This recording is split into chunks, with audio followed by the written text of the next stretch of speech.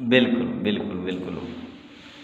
है तो माँ बाप की गलती तो माँ बाप की हो जाती है, लेकिन मैं माँ बाप क्या करे गलती, बिल्कुल बिल्कुल सारी माँ बाप का थोड़ा। बिल्कुल माँ बाप का रोल तो अच्छा खासा है, माँ बाप जैसा पौध लगाएं।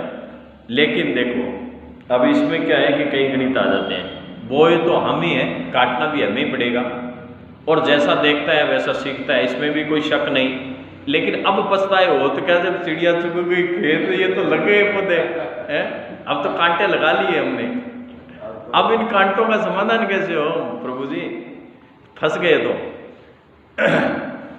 तो शुरुआत में क्या है कि वो ठीक है, शुरुआत में ऐसा पता चल जाता है हम, अच्छा फिर उस दूसरी बात की गार्जियंस कोई नहीं चाहता कि उसका बच्चा खराब हो, उसके बच्चे में कोई गलत लक्षण आ जाए, ऐसा कुछ भी नहीं चाहते हैं, लेकिन फिर भी हो जाते हैं। होने के कारण क्या है कि वर्तमान का जो वातावरण है उस वातावरण में भी ऐसा होना संभव है। कपालभाति का अभ्यास करते रहें तो वर्तमान में, अब सुन लो, इसमें इसका समाधान तो होगा नहीं ना किसी, अब हम तो सभी चाहते हैं कि हमारे बच्चे कलेक्टर बने, कोई आईएएस बने, कोई अधिकारी बन जाए, कोई बढ़िया बढ़िया नौकरियां लगे, बढ़िया नौकरी अच्छी तरह माता पिता की सेवा करे, चाहते तो सारे, लेकिन बनना नहीं करना, हो सोई जो राम रचिरा का, जो परमात्मा ने बनाना है वो बनेगा ही बनेगा, उसमें भूत प्रीत के गुण आने तो आने ही हैं। अन्यथा तो क्या है कि राम वाले बच्चे राम ही बन जाते सारे। लव कुश जो है ना, उनका नाम राम जितना भी,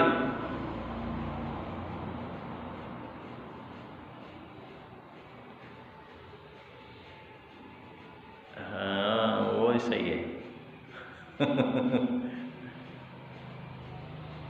अब वो तो कमजोर माता पिता की निशानी है, देखो वो कमजोर माता पिता की निशानी है। नहीं ये तो, ये हैरानी क्या, ये तो देखो अब प्रभु जी, ये होता है कि अज्ञानी जो होते हैं ना, माता पिता माता पिता हो गए तो क्या हो गया, कोई वो ज्ञान के सूचक थोड़ी है। वो माता पिता होना, बच्चा जन्म ले लेगा, ये सब क्रियाएं सामान्य क्रिया है, किसी के भी बच्चा हो सकता है, पागल के भी हो सकता है, मंदबुद्धि के भी हो सकता है, बहुत उच्च कोटि के विद्वान के भी हो सकता है, बहुत कुछ किसी के भी हो सकता है। ये तो क्या बच्चा, माता पिता कहलाएगा ही जिसका बच्चा है, तो माता पिता कहला लेगा। माता पिता अच्छे ज्ञानी है, अज्ञानी है, या उसमें कितनी बुद्धि है, ये डिपेंड करता है, और उसके आधार पर ही हम डील करते हैं। हाँ बहुत सारी जगह पर उम्र के हिसाब से बच्चों में, लड़कों में, लड़कियों में ये तकलीफें आती है, उसको लेकर के कोई नहीं है। कई बार कुछ चीज़ें गलत सलत भी हो जाती है, तो उससे भी नहीं। अच्छे माता पिता इन चीज़ों को डील कर लेते हैं, हैंडल कर लेते हैं। उनके पास में साम दाम दंड भेद चारों नीति का इस्तेमाल करना पड़ता है, और करना ही पड़ता है। केवल हम दूसरों को दोषारोपण करेंगे जी, स्कूल में ये जो है टीचर्स उसके लिए कुछ करें, या टीचर्स कुछ नहीं करा रहे, या टीचर्स जो है सही ढंग से पढ़ा नहीं रहे, या टीचर्स उसको जो कंट्रोल नहीं कर रहे, या हमारे कंट्रोल में नहीं आ रहा था, टीचर हमारी कोऑपरेशन करे कि वो मोबाइल छुड़वा दे, या इसको कहे पढ़ ले, या माता पिता के सामने ना बोले, ये इसका मतलब है कमज़ोर माता पिता हो गए। यहाँ ऐसा नहीं, ना हमारे बड़े माता पिता ज़्यादातर स्कूलों में कभी गए नहीं, ना तो गए, उन्होंने तो सुधार लिए, घर पे बैठे बैठे सुधार लेते थे। तो ये थी। वर्तमान में बिछड़ने के तरीके ज़्यादा हैं। जैसे रैबिट को अगर छोड़ दिया जाए जंगल में तो फिर भी पकड़ लेंगे, पीछे भाग भूग करके अपने इधर उधर से पकड़ सकते हैं, लेकिन इस शहर में छोड़ दिया जाए तो मेरे हिसाब से ना तो रैबिट की इनके पकड़ में नहीं आए। तो वर्तमान में जो शहर हैं वो हमारे बच्चों को बिगाड़ने में अच्छा योगदान देते हैं। अब क्या है कि स्कूल का नाम लेकर के बच्चे कहीं पहुंच जाते हैं, कॉलेज का नाम लेकर कहीं पहुंच जाते हैं, टाइम पर फिक्स वो आ जाते हैं। माता पिता बेचारे खुद स्कूलों में कॉलेजों में जा नहीं पाते, कंटिन्यू जाना भी संभव नहीं हो पाता है, और जाएं तो वहां जाकर के पूछना रोज रोज संभव नहीं है कि रोज ही जाकर के पूछे कि जी बच्चा आया कि नहीं आया, कैसे पूछ सकता है कोई कॉलेज में जाकर के, नियमित रूप से नहीं हो सकता।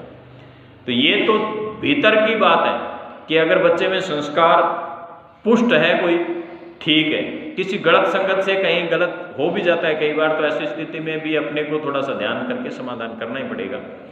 और हर समय बच्चा गलत हो ये भी जरूरी नहीं है, कई बार भूलवश गलतीवश अनुचित तरीके से इधर उधर चले भी जाते हैं, तब भी हमें कंट्रोल करने की हमारी क्षमताएं अगर है तो हम कर सकते हैं, अगर नहीं है तो फिर ठीक है। हाँ बिल्कुल ही हम लेजी हो जाएं, ध्यान ही ना दें, खुला ही छोड़ दें, ज़्यादा आज़ादी हो जाए, तो ऐसी स्थिति में बच्चे में तकलीफ आ ही जाती है और गार्जियंस को वो भोगना पड़ता है।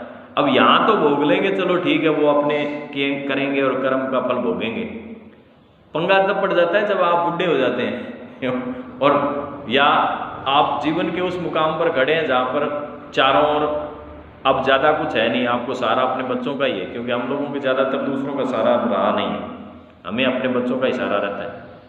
और बच्चे खून पीते रहते हैं, धन तो ना दे तो ठीक है, संयोग ना दे ठीक, पैसा ना दे ठीक, हमारी सेवा ना करें ठीक, लेकिन वो खून पीना चालू कर देते हैं ना जब उल्टे सीधे कर्म करके, गलत तरह की डिमांडें रख करके, गलत तरीके से मिसबिहेव करके हमारे साथ में जब करते हैं, तब ये घातक चीज़ ज़्यादा है। और वर्तमान में पीड़ित भी ज़्यादा इसी से, इससे पीड़ित नहीं है कि बच्चा पढ़ता नहीं है या कम पढ़ाई करता है या नौकरी की तैयारी नहीं कर रहा, इससे ज़्यादा कोई पीड़ा नहीं है।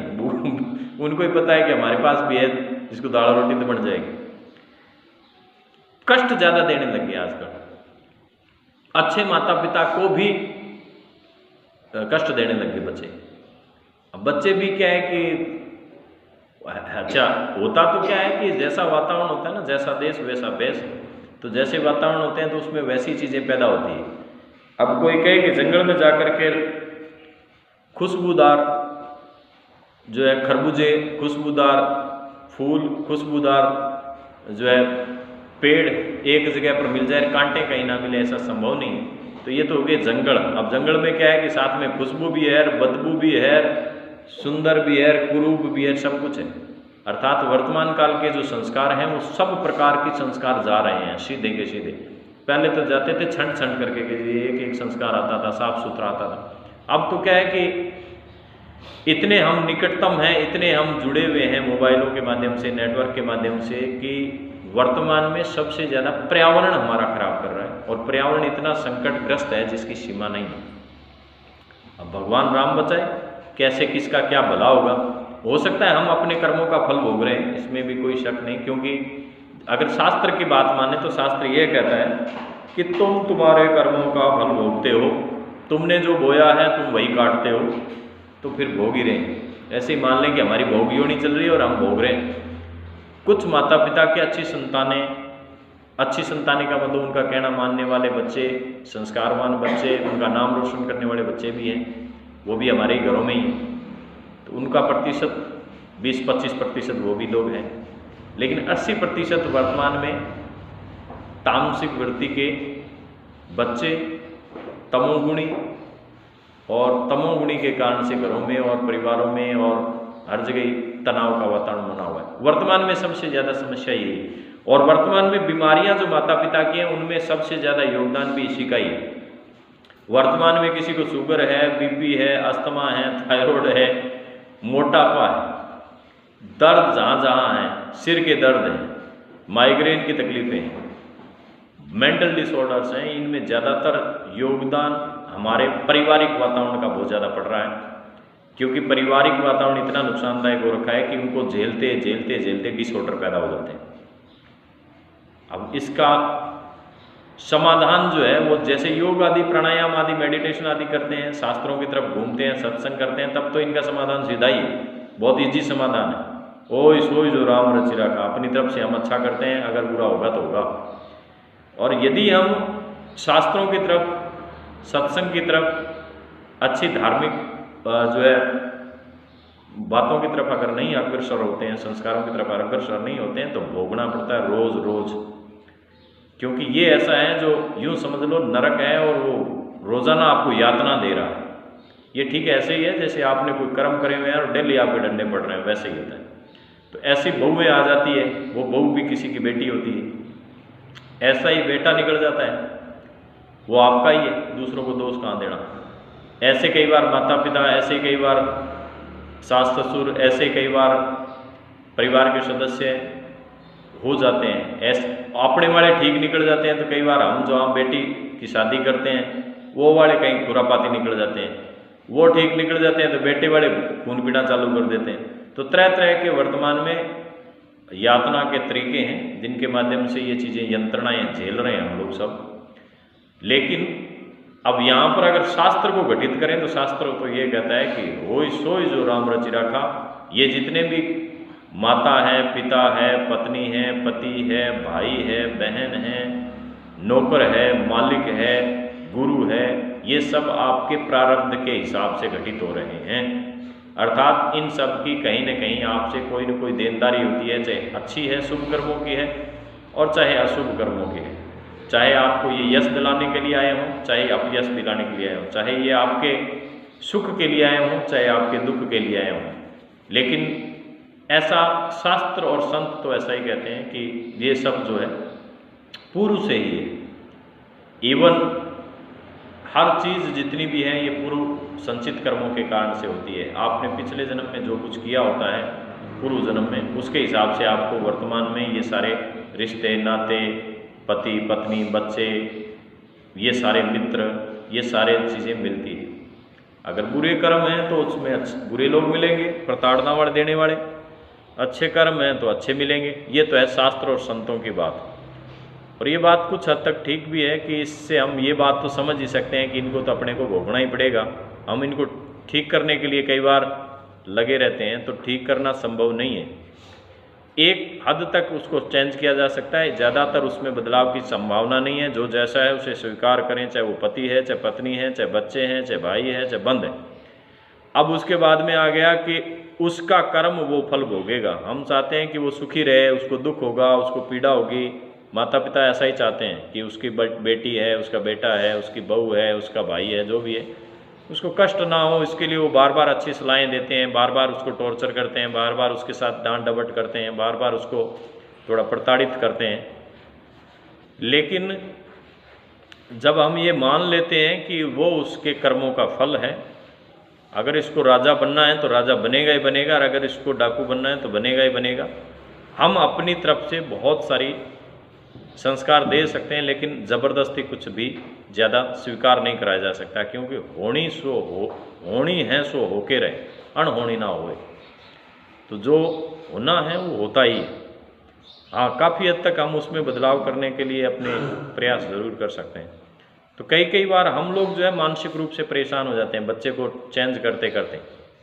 लड़की है, लड़का है, गलत संगत में पड़ गया, गलत जगह चला गया, गलत धारणा में है, गलत नहीं है फिर भी कर्महीन है, कर्म नहीं करता, कर्मठ नहीं है, आलसी है, या कोई गलत व्यसनों में पड़ जाते हैं कई बार। ये सारा कुछ हो सकता है, लेकिन उसको लेकर के आतंकित आशंकित ज़्यादा होने की ज़रूरत नहीं।